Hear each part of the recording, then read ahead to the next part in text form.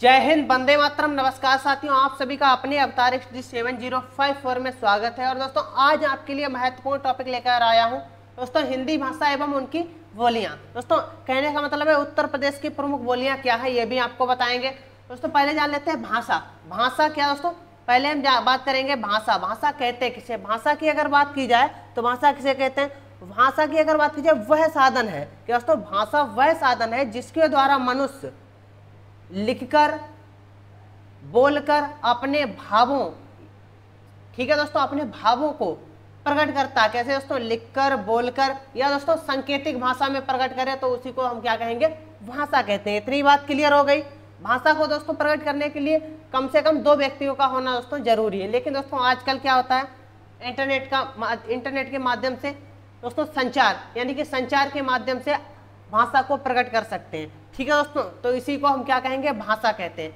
याद रखिए दोस्तों, जिसके द्वारा क्या दोस्तों, जिसके द्वारा मनुष्य एक माध्यम है, ठीक है दोस्तों, अपने क्या मन के भावों को, विचारों को बोलकर, लिखकर, पढ़कर दोस्तों या संकेतिक कर प्रकट करता है, उसी को हम क्या कहेंगे? भाषा कहेंगे। इतनी बात क्लियर हो गई। इसी के साथ आगे बढ़ेंगे। अब बात करते हैं भाषा। और दोस्तों आगे जान लेते हैं नंबर 1 क्या है? भाषा संचार का प्राथमिक वाहन है। दोस्तों अभी हमने बताया था संचार के माध्यम से, तो दोस्तों भाषा क्या है? संचार का प्राथमिक वाहन है। प्राथमिक वाहन है कौन? भाषा। भाषा व्यक्ति क्या दोस्तों? भाषा व्यक्ति के व्यक्तित्व, ये बात याद रखनी है। भाषा दोस्तों व्यक्ति के क्या? व्यक्तित्व और समाज की संस्कृति को दर्शाता है। किसको दर्शाता है? समाज की संस्कृति को भी दर्शाता है। दोस्तों इससे हमें पता चलता है किसी भी व्यक्ति की भाषा या बोलचाल की भाषा जो भी है, उससे पता चल जाता है वह मनुष्य किस प्रकार का है। ठीक है दोस्तों, उसके समाज और संस्कृति के बारे में सब कुछ पता चलता है, कैसा व्यक्ति है। ठीक है दोस्तों, इतनी बात क्लियर हो गई। भाषाएं की अगर बात करते हैं, भाषाएं संस्कृति का विकास करती हैं। जो हमारी भाषाएं ही हैं ये क्या करती हैं? संस्कृति का विकास करती हैं। इतनी बात क्लियर है। इसी के साथ आगे बढ़ेंगे और बात करते हैं एक छोटे क्षेत्र में। यहाँ पे दोस्तों अगर बात की जाए, एक छोटे क्षेत्र में विशेष में बोले जाने वाली भाषा ही बोली कहलाती है। दोस्तों विशेष में बोली जाने वाली जो हमारी भाषा है उसी को हम क्या कहते हैं? बोली कहते हैं। इतनी बात क्लियर हो गई। ठीक है दोस्तों, इसी के साथ आगे बढ़ेंगे। अब दोस्तों बात कर लेते हैं बोली में साहित्यिक रचना नहीं होती। बोली में क्या? साहित्यिक रचना नहीं होती। अब दोस्तों बात करते हैं भाषा का विकास क्रम। अगर दोस्तों भाषा के विकास क्रम की हम बात करते हैं तो भाषा का विकास क्रम हमारा क्या रहेगा? पहले नंबर पे हमारी बोली आएगी, फिर उपभाषा, फिर भाषा का विकास। ठीक वैसा ही होता जैसे दोस्तों गांव, कस्बा और शहर, इस प्रकार के माध्यम से भाषा का भी विकास होता है। इतनी बात क्लियर हो गई। यहाँ पे दोस्तों क्या? बोली में साहित्यिक रचना नहीं होती। दोस्तों इसमें क्या? पहले अवधि रचनाएं, और ध्यान दीजिए आगे दोस्तों देखते हैं। अगर किसी, यहाँ पे बात करते हैं, अगर किसी बोली में साहित्य रचना होने लगती हैं और क्षेत्र का विकास हो जाता है। किसका दोस्तों? साहित्यिक रचना होने लगे और क्षेत्र का विकास होने लगे तो दोस्तों उसे क्या कहेंगे दोस्तों? बोली। आगे बढ़ते हैं और दोस्तों और आगे जानेंगे तो वह दोस्तों क्या? विकास होने लगे या हो जाता है तो वह बोली ना रहकर, तो वह दोस्तों अगर विकास होने लगे, क्षेत्र का विकास होने लगे तो वह दोस्तों हमारी क्या हो जाती है? बोली ना रहकर। यह बात आप लोगों को अच्छी तरह ध्यान रखनी है। क्या बोली ना रहकर वह क्या बन जाती है दोस्तों? उपभाषा बन जाती है। इतनी बात क्लियर हो गई। फिर वो क्या बन जाएगी? उपभाषा। देखिए दोस्तों जान लेते हैं, जैसे भाषा, उपभाषा, उसके बाद में बोली, ये इनका दोस्तों क्या है? क्रम है। इतनी बात क्लियर हो गई। ये इनका क्या रहा दोस्तों? क्रम। अब बात करेंगे भारत में अगर बात की जाए अपने भारत की तो दोस्तों 180 मिलियन से अधिक लोग हिंदी मातृभाषा मानते हैं। हिंदी को दोस्तों मातृभाषा मानते हैं। कितने लोग? 180 मिलियन लोग हिंदी को मातृभाषा मानते हैं। इतनी बात क्लियर हो गई। 1 मिलियन में दोस्तों कितने होते हैं? 10 लाख होते हैं। इतनी बात क्लियर है। आगे बढ़ते हैं और बात करेंगे 300 मिलियन लोग इसे दूसरी भाषा के रूप में उपयोग करते हैं। 300 मिलियन लोग जो है दूसरी भाषा के रूप में इसे उपयोग करते हैं। किसको दोस्तों? हिंदी को। इतनी बात क्लियर हो गई। इसी के साथ आगे बढ़ेंगे और बात करते हैं भारत के बाहर हिंदी भाषा बोले जाने वाली। हिंदी भाषा दोस्तों क्या? हिंदी भाषा भारत के बाहर की बात की जा रही है यहाँ पे। तो दोस्तों बात करते हैं किसकी? पहले दोस्तों बात करेंगे यूएसए की बात करते हैं, संयुक्त राष्ट्र अमेरिका। तो दोस्तों संयुक्त राष्ट्र अमेरिका की अगर बात करते हैं तो वहाँ कितने लोग दोस्तों बोलते हैं?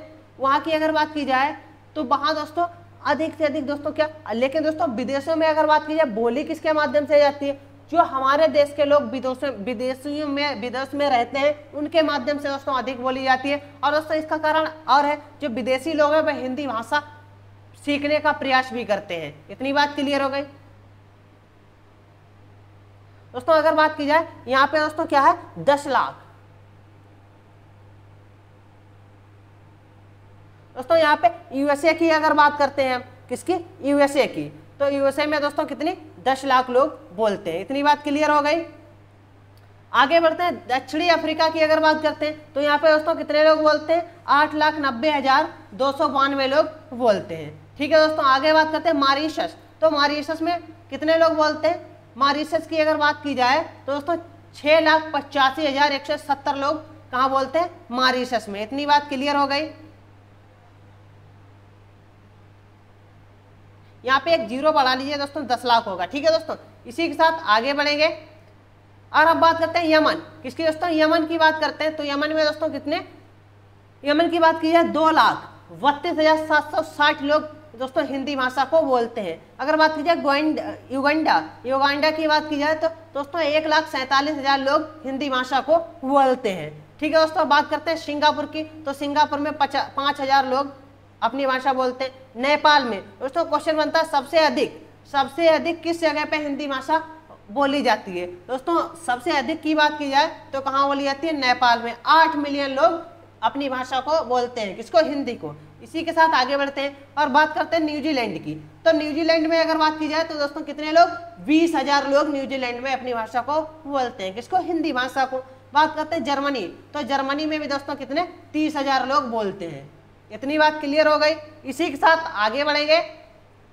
अब बात करते हैं हिंदी भाषा। हिंदी भाषा की अगर बात की जाए क्या दोस्तों, हिंदी भाषा है और उसके बाद में उर्दू उपभाषा है। तो दोस्तों 41 मिलियन लोग इसे बोलते हैं। लिपि की बात की जाए, लिपि सबसे पहले भाषा का जन्म हुआ है दोस्तों। अगर बात की जाए सबसे पहले भाषा का जन्म हुआ और उसकी सार्वभौमिकता और एकात्मकता के लिए लिपि का आविष्कार हुआ। किसका दोस्तों, लिपि का आविष्कार हुआ। अपनी लिपि की बात करते हैं तो लिपि कौन सी हो जाती है, देवनागरी लिपि हो जाती है। कौन सी लिपि दोस्तों, देवनागरी लिपि हो जाती है। इतनी बात क्लियर हो गई। अब आगे बढ़ते हैं और बात करते हैं भाषा की अभिव्यक्ति ही लिपि है। यहाँ पे दोस्तों बात की जाए तो भाषा की अभिव्यक्ति जो है वही ही लिपि है। इतनी बात क्लियर। बात करते हैं देवनागरी। दोस्तों हमने बताया था देवनागरी हमारी क्या है, लिपि है। लिपि क्या है, अपनी देवनागरी।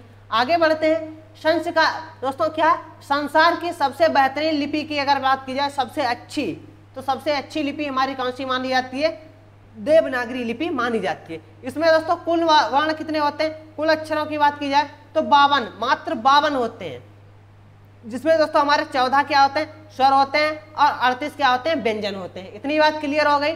इसी के साथ आगे बढ़ेंगे। अब बात करते हैं इसका क्रम, इसके क्रम की बात करते हैं। क्रम जान लेते हैं दोस्तों। हिंदी मेन क्या अपना हिंदी, तो इसका सबसे पहले क्या दोस्तों, संस्कृति। संस्कृति को आदि जननी भी कहते हैं। आदि जननी किसे कहते हैं, संस्कृत को कहते हैं। इतनी बात क्लियर हो गई। उसके बाद में पाली, ठीक है दोस्तों। फिर प्रकृति, प्राकृति। पाली के बाद हमारी क्या आती है, प्राकृति आती है। इतनी बात क्लियर हो गई। उसके बाद में अपभ्रंश, अपभ्रंश के बाद हिंदी। हिंदी से दोस्तों हमारी क्या क्या बनती है, हिंदी। हिंदी से दोस्तों हमारी क्या बनती है, मिश्रित।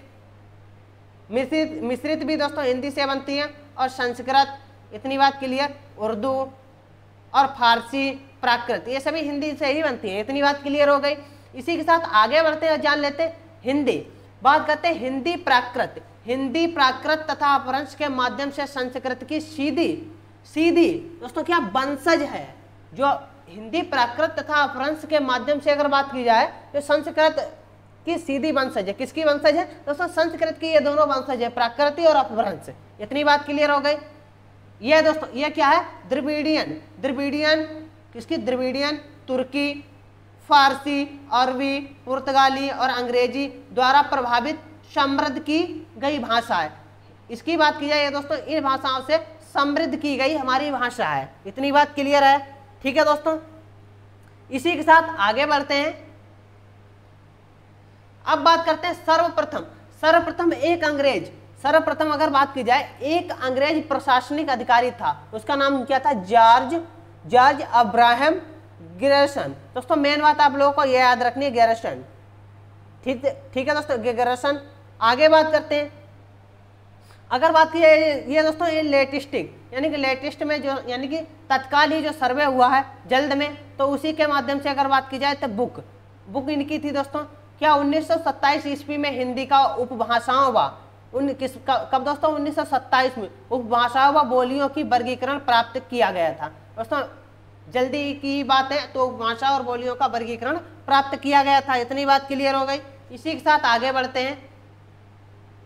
अब बात करेंगे दोस्तों हिंदी भाषा की 5 उपभाषाएं हैं। ये यहाँ से दोस्तों बहुत ही महत्वपूर्ण है दोस्तों, इसको बहुत अच्छी तरह से आप लोगों को ध्यान रखना है और देखते हुए चलते हैं। कॉपी में नोट भी कर ले, जिससे आपको अगर भूल जाए तो कॉपी उठाकर देख ले, जिससे आपको आसानी से याद रहेगा। अब बात करते हैं हिंदी भाषा की 5 उपभाषाएं। कितनी उपभाषाएं दोस्तों? 5। इतनी बात क्लियर हो गई। यहाँ से हमारा क्वेश्चन बनता है हिंदी भाषा की कितनी उपभाषाएं? तो हिंदी भाषा की 5 उपभाषाएं दोस्तों कौन कौन सी हो जाती हैं?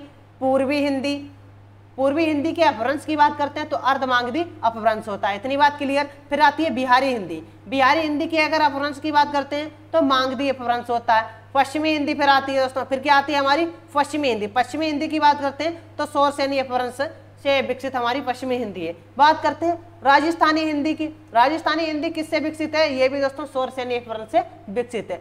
आगे बढ़ते हैं और बात करेंगे पांचवी हमारी क्या? पहाड़ी हिंदी का विकास दोस्तों किससे हुआ? खस शोर सैनी अपभ्रंश से हुआ है। इतनी बात क्लियर हो गई। इसी के साथ आगे बढ़ेंगे और अब बात करते हैं हिंदी भाषा की 5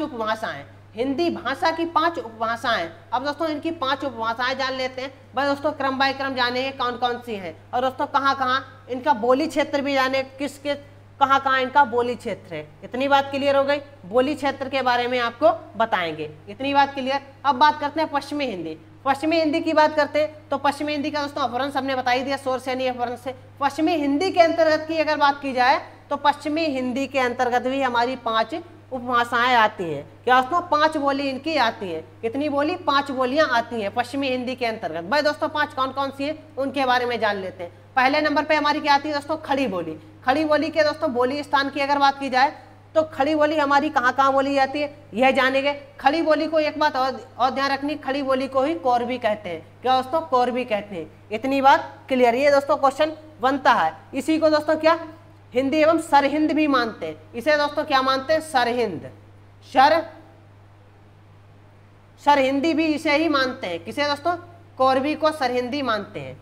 ठीक है दोस्तों। इसी को दोस्तों नागरी हिंदुस्तानी भी कहते हैं। इतनी बात क्लियर हो गई। आगे बढ़ते हैं और बात करते हैं खड़ी बोली कहाँ जाती है? दिल्ली, मेरठ, बिजनौर, सहारनपुर, इन क्षेत्रों में दोस्तों हमारी क्या बोली जाती है? खड़ी बोली बोली जाती है। और दोस्तों देहरादून का मैदानी भाग ये भी हो गया, मुजफ्फरनगर, मेरठ, रामपुर, मुरादाबाद, इन क्षेत्रों में दोस्तों हमारी क्या बोली जाती है? खड़ी बोली बोली जाती है। आगे बढ़ेंगे और अब बात करते हैं दोस्तों किसकी? ब्रजभाषा की। ब्रजभाषा की अगर बात की जाए तो ब्रजभाषा का हमारा बोली क्षेत्र क्या हो जाता है? ब्रजभाषा की अगर बोली क्षेत्र की बात करते हैं तो ब्रजभाषा का बोली क्षेत्र दोस्तों हमारा हो जाता है मथुरा, आगरा। दोस्तों क्या हो जाएगा? मथुरा, आगरा। इतनी बात क्लियर हो गई। क्या हो जाएगा? मथुरा, आगरा। आगे बढ़ेंगे और अब बात करते हैं किसकी दोस्तों? कन्नौजी की। तो कन्नौजी हमारी कहाँ बोली जाती है? कन्नौज क्षेत्र में कन्नौजी बोली जाती है। इतनी बात क्लियर हो गई।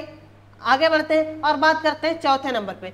चौथे नंबर की अगर बात की जाए तो दोस्तों क्या है? बुंदेली की बात की जाए तो बुंदेली हमारी कहाँ बोली जाती है दोस्तों? छतरपुर, मध्य प्रदेश में बोली जाती है। ठीक है दोस्तों, मध्य प्रदेश और उत्तर प्रदेश में बोली जाती है। इतनी बात क्लियर हो गई। आगे बढ़ते हैं बांगरू। तो बांगरू दोस्तों हमारी कहाँ बोली जाती है? रोहतक, हरियाणा। और बांगरू को ही दोस्तों हम क्या कहेंगे? बांगरू को ही हम हरियाणवी कहते हैं। इतनी बात क्लियर हो गई। तो दोस्तों ये हमारा हो जाता है पश्चिमी हिंदी के अंतर्गत बोले जाने वाली भाषाएं हो जाती हैं। इतनी बात क्लियर। इसी के साथ आगे बढ़ेंगे। इसी के साथ दोस्तों आगे बढ़ते हैं और बात किसकी करेंगे? अब बात करेंगे दोस्तों राजस्थानी हिंदी। राजस्थानी हिंदी की अगर बात करते हैं तो राजस्थानी हिंदी दोस्तों कहते किसे? इसके बारे में जान लेते हैं। किसके बारे में? राजस्थानी हिंदी के। तो राजस्थानी हिंदी की हम बात करेंगे तो इसमें हमारी कितनी आती है? देखिए दोस्तों इसका भी अपभ्रंश क्या हो जाता है? शोर सैनी अपभ्रंश ही हो जाता है। जैसे जयपुरी तो जयपुर में, निमाड़ी और दोस्तों खंडवा मध्य प्रदेश। बात करते हैं मालवी तो मालवा, उज्जैन। बात करते हैं मारवाड़ी तो जोधपुर, बीकानेर, इन क्षेत्रों में बोली जाती है। भीली की अगर बात करते हैं तो ये हमारी कहाँ बोली जाती है, राजस्थान मध्य प्रदेश। इतनी बात क्लियर हो गई। इसी के साथ आगे बढ़ेंगे और अब बात करते हैं पूर्वी हिंदी। पूर्वी हिंदी हमारी कहाँ बोली जाती है, अर्धमागधी अपभ्रंश इसका हो जाता है अवधि। इसके अंतर्गत क्या क्या आती है, अवधि आती है, अवधि आती है। और दोस्तों क्या अवधि की बात करते हैं, अवधि, अवधि जो हमारी कहाँ बोली जाती है, लखनऊ में। कहाँ दोस्तों बोली जाती है, लखनऊ में, लखनऊ में बोली जाती है। उसके बाद में बघेली आती है। दोस्तों क्या आती है, बघेली। तो बघेली की बात की जाए तो बघेली हमारी कहाँ बोली जाती है, बघेली रीवा। इसे दोस्तों रीवा मध्य प्रदेश में बोली जाती है। दोस्तों उधर हो गया रीवा मध्य प्रदेश और उत्तर प्रदेश में बोली जाती है बघेली। और छत्तीसगढ़ी, छत्तीसगढ़ी की बात की जाए रायपुर छत्तीसगढ़ में बोली जाती है। इतनी बात क्लियर हो गई। ठीक है दोस्तों, कहाँ, रायपुर और छत्तीसगढ़ में बोली जाती है। ये तीन हमारी किसके, पूर्वी के मध्य अंतर्गत आती है। इसी के साथ आगे बढ़ेंगे, बात करते हैं बिहारी। बिहारी का अपभ्रंश क्या हो जाता है, मागधी अपभ्रंश हो जाता है। तो इसके अंतर्गत तीन आते हैं, भोजपुरी, मगही, मैथिली। भोजपुरी, मगही, मैथिली। तो भोजपुरी कहाँ बोली थी, पूर्वी उत्तर प्रदेश और बिहार में बोली जाती है। मगही भी दोस्तों बिहार में गया है, वहां बोली जाती है। मैथिली कहाँ बोली जाती है, दरभंगा में। मैथिली कहाँ बोली जाती है, दरभंगा में। इसी के साथ आगे बढ़ेंगे और अब बात करते हैं दोस्तों 5वें नंबर पे। ये हमारी क्या है, पहाड़ी। पहाड़ी हिंदी की बात करते हैं, खस और सैनी अपभ्रंश हो जाता है। दोस्तों क्या, कुल्लई, कुल्लई कुल्लू मनाली में बोली जाती है। उत्तराखंड की, ये दोस्तों उत्तराखंड में बोली जाने वाली भाषा है। गढ़वाली की बात करते हैं, टेहरी गढ़वाल और उत्तराखंड में ये बोली जाती है। दोस्तों बात करते हैं कुमाऊनी। कुमाऊनी कहाँ बोली जाती है, अल्मोड़ा, नैनीताल, उत्तराखंड में ये बोली जाने वाली हमारी भाषाएं हो जाती हैं। इतनी बात क्लियर हो गई। इसी के साथ दोस्तों मिलते हैं कल की क्लास में। आज की क्लास कैसी लगी सभी लोग कमेंट करके बताएंगे। सभी दोस्तों को मेरी तरफ से जय हिंद, जय भारत।